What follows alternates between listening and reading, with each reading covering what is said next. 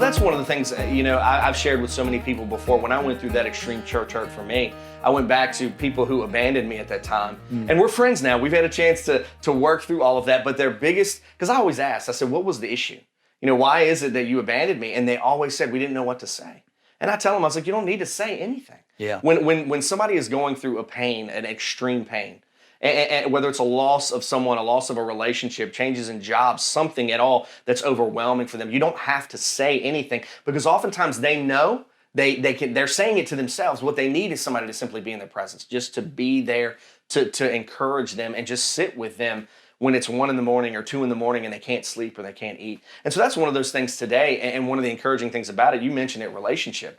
I mean, relationships are huge. And they have to be, in the church, they have to be real.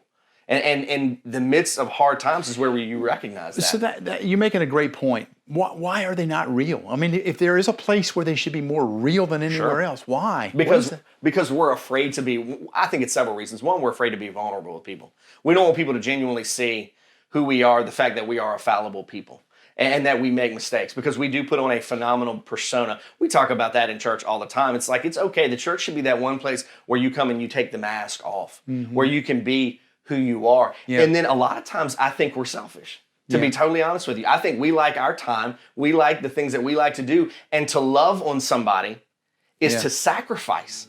When it's 2 a.m. and somebody hasn't slept for 3 days because they're stressed out about whatever they're going through, and you say, hey, call me, I'll come hang with you, I'll bring you some food, that's a sacrifice. And oftentimes we're not necessarily willing to do it.